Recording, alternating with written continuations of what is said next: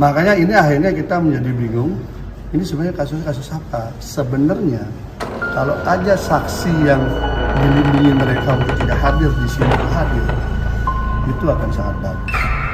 Kita bisa buka karena kita sudah punya beberapa alat bukti, mau kita konfirmasi di situ. Kita akan ketemu mastermind dari skenario ini.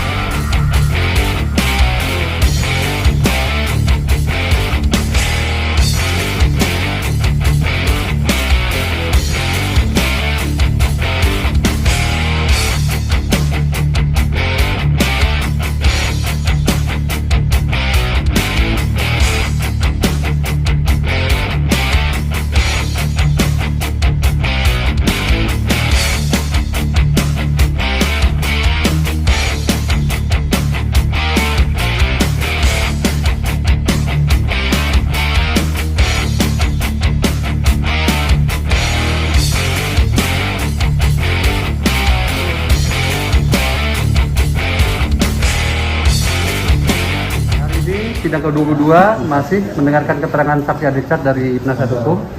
Tadi dari penasihat hukum menghadirkan 3 orang saksi Adicat. Yang pertama, yang satu pengurus, yang 2 mantan santri di Sidikiyah. Secara garis besar keterangan dari pengurus dulu ya. Pengurus tadi memang setelah terjadi tanda jawab dan sebagainya, ada beberapa keterangan yang tidak sesuai dengan barang bukti yang kita ajukan. Dasar ada pemecatan beberapa orang santri, 13 santri itu dasarnya karena pertemuan secara akademik tidak cukup 70%, tapi berdasarkan surat keputusan yang kita sampaikan kita ajukan dan perlihatkan di persidangan, dasar pemecatan karena ada fitnah. Jadi dari pengurus tidak bisa menjawab tadi. Kemudian ada beberapa pertanyaan-pertanyaan kita juga tidak bisa tidak bisa dijelaskan secara detail oleh pengurus, sementara dia dari 98 itu. Terkait keterangan santri ada beberapa poin yang tidak bersesuaian dengan keterangan saksi sebelumnya. Itu aja mungkin poinnya. Terkait dengan perkara ini, apa keterangan saksi yang terkaitan? Ya, lebih menjelaskan keterkait ini masalah kepemecatan saja. Jadi pemecatan 13 orang santri itu bukan dasarnya karena ada fitnah dan sebagainya. Sementara barang bukti yang kita ajukan di situ dasar menimbang dan memperhatikannya dasarnya karena ada fitnah. Pemecatan 13 santri itu dalam perkara ini ada hubungannya? Iya, karena mereka dianggap menyebarkan fitnah. Hari ini kita menghadirkan 3 saksi. Satu saksi terkait dengan ada saksi yang dihadirkan oleh JPU yang mengaku sebagai korban, yang kemudian membuat sebuah cerita yang cukup serem terkait hal urusan asusila, mencatut nama yang bersangkutan, dan itu dibantah. Dan saya menyampaikan bahwa orang tersebut justru pernah bikin status di tahun 2015 kangen seseorang yang di sana, singkatan namanya terdakwa MSATS. Contohnya ini tadi dihadirkan ini ya, dihadirkan sebagai bukti chat bahwa dia yang kangen kok ngaku diperkosa, kira-kira begitulah ya kondisinya ini gitu loh. Itu salah satu narasi yang bisa terungkap di persidangan. Berarti sangat jauh lah dari upaya penciptaan sesuatu yang seram seperti halnya peradilan opini sebelumnya. Itu satu saksi.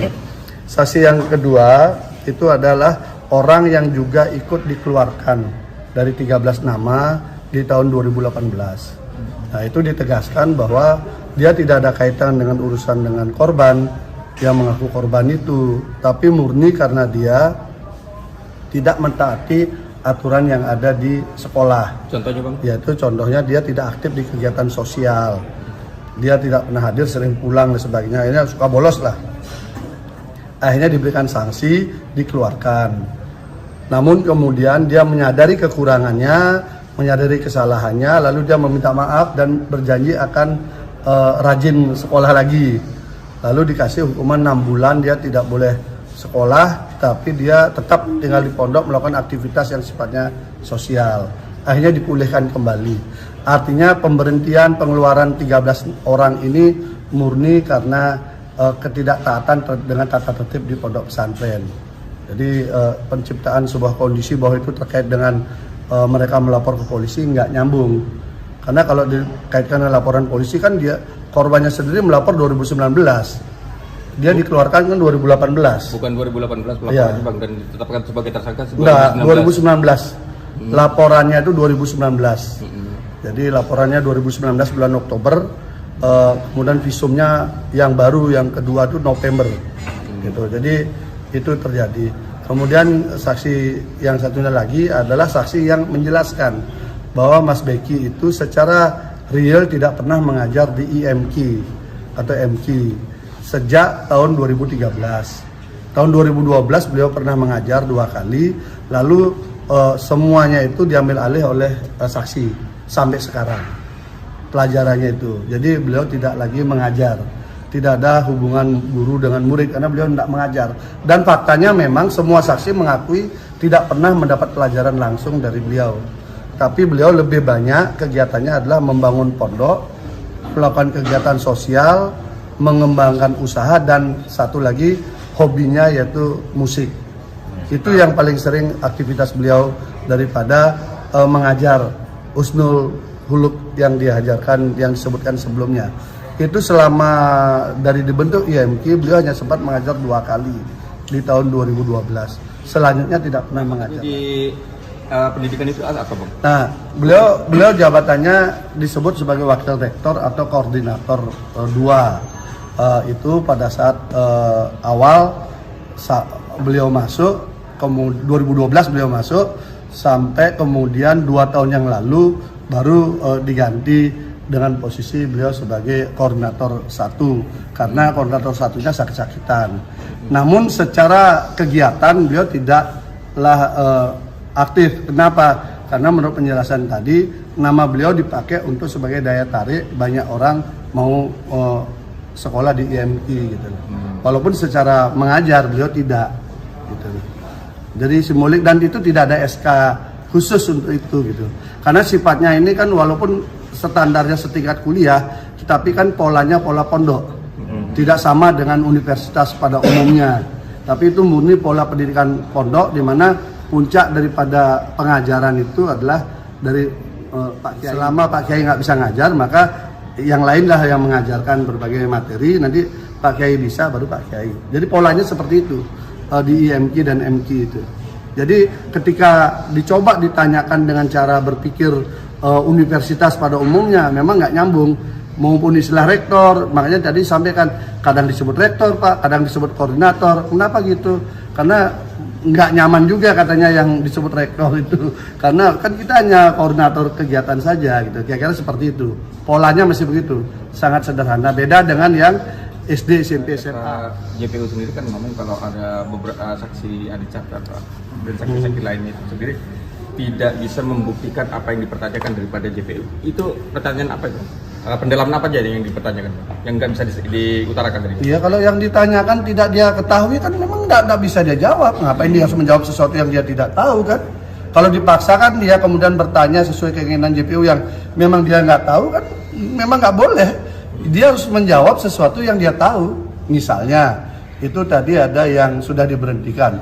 Dia tanyakan kasusnya si korban, dia memang nggak tahu. Terus saya nggak tahu, karena saya diberhentikan karena saya ini bolos, saya ini nakal, jadi saya diberhentikan. Lalu saya karena merasa saya memang salah, saya sadar, lalu saya memperbaiki diri. Dia fokus pada dirinya. Terus ditanya lagi, masa kamu nggak kenal, tapi kamu kok tahu dia adik kelas gitu? Ya saya lihat dari surat keputusannya. Kalau saya MQ itu berarti pasti kakak kelas. Kalau IMQ itu pasti adik kelas. Jadi kan benar jawabannya. Tapi kalau dipaksakan dia harus menjelaskan soal si korban, memang dia nggak tahu. Masa orang nggak tahu cerita kayak saksi-saksi yang dihadirkan itu yang bisa bercerita banyak hal, tapi dia nggak hadir, nggak ada di lokasi, kan beda kan. Jadi dia hanya menceritakan apa yang dia ketahui. Ketika dipaksakan apa yang diketahui JPU untuk dia jelaskan, jelas nggak mau dong. Orang dia memang nggak tahu, dipaksa kan nggak bisa. Jadi sebenarnya dia yang dia ceritakan itu misalnya ya, kenapa kamu diberhentikan? Ya saya salah karena saya begini. Ya jadi kita ingin pastikan bahwa surat keputusan itu tidak ada kaitan dengan masalahnya si peristiwa yang dilaporkan polisi itu. Tetapi ini memang 13 orang ini diberhentikan dengan berbagai perilaku yang berbeda-beda, tetapi menyalahi tata tertib sekolah kan itu. Makanya beda-beda mereka perbuatannya, tapi dikeluarkan bersamaan. Ada 2 orang yang kemudian kembali mengakui kesalahannya. Ada yang tidak, itu kan pilihan kan. Tapi ketika kembali diberikan dengan pola-pola kekeluargaan lah dibina lagi gitu loh. Itu. Yang satu yang perempuan yang agak keras karena memang namanya dicatut untuk sebuah peristiwa asusila yang disebutkan ya cukup serem lah dalam cerita itu kan. Itu lebih serem daripada kisah mandi Kemben Sidomukti yang ternyata fiktif itu kan. Lebih serem lagi, makanya dia karena namanya jatuh kita coba cari. Kita cari orang itu akhirnya ketemu dan beliau bersaksi. Bahkan beliau menyampaikan, ini loh buktinya, orangnya malah ngaku kangen sama Mas Beki. Orang ini tergila-gila sama Mas Beki. Kemben itu sendiri yang abang bilang fiktif itu, sementara dari saksi yang sebelumnya pada dalam pra peradilan yang kesini, saksi dari pemohon itu membenarkan itu seperti apa? Yang mana? Waktu pra peradilan itu ada menyatakan ya yang peristiwa terkait masalah pemerkosaan ini sendiri. Pemerkosaan yang mana? Yang ada di mana?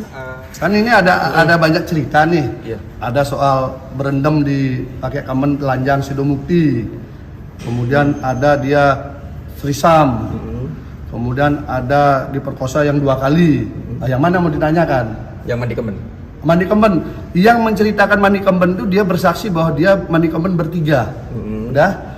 Di kolam yang dia tunjukkan itu, fakta menunjukkan bahwa semua saksi yang tahu kolam itu sejak dibangun kolam itu kering. Rusak karena bocor. Berarti keterangan dari saksi itu satu ya. Itu ya. salah Bang ya. Ini satu-satu cerita di sini. Kemudian ada 2 yang disebutkan oleh orang ini bahwa dia mandi bertiga. 2 orang ini membantah nggak pernah ada itu. Lalu gimana orangnya dicatut? Dia bertiga dan dia bilang kalau bertiga di situ nggak cukup Pak. Orang kolamnya kecil kok. Kami bertiga nggak mau cukup dan saya nggak mungkin bisa berdiri di situ. Gitu. Karena tempatnya pendek segini. Gimana orang berdiri? Di atasnya di bangunan. Nah, makanya cerita horor yang di luar dikonstruksikan seakan benar itu ketika dibawa di persidangan didetilkan itu menjadi lucu. Makanya itu cerita itu yang dibilang pakai Kemben Sidomukti sudah gugur, betul-betul gugur. Hanya 1 orang yang bercerita, semua yang dicatut ternyata mengaku enggak, itu kan soalnya ada pernyataan dari saksi permohon waktu pra peradilan yang dihadirkan dari pemohon itu Bang. Nah, siapa? Yang menyatakan seperti itu santri. Enggak, siapa? Ya, Artinya dari kesaksian di sini. Iya betul. Soal Kemben Sidomukti di depan hakim. Ini kan sama depan hakim. Dia ini saksi ngaku dia bertiga disuruh mandi pakai Kemben Sidomukti. Bertiga nih. Ya, ini saksinya ini ya kita sebutlah si Indah sama Dorotul. Yang disatut namanya sama Firda. Ini ngaku dia bertiga. 2 orang ini loh di dalam BAP maupun di dalam sidang ngaku nggak pernah ada peristiwa itu. Ini 2 orang dicatut namanya, dua-duanya ngaku nggak ada. Nggak ada Pak, nggak pernah itu ada. Lalu gimana? Kalau mau mandi Kemben di sana airnya pun nggak ada. Artinya orang kolamnya bocor. Mandi itu Bang ya. Mandi Iya. Kemben, Itu ritual Kemben itu clear dan clean itu fiktif, cerita fiktif. Clear dan clean karena hanya 1 orang yang bercerita, semua membantah.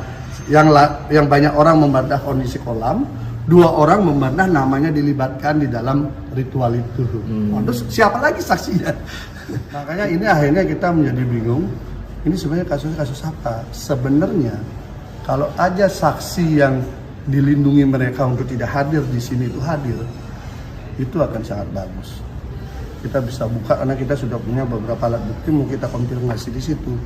Kita akan ketemu mastermind dari skenario ini apa, kenapa harus si Mas Beki harus jadi korban itu loh.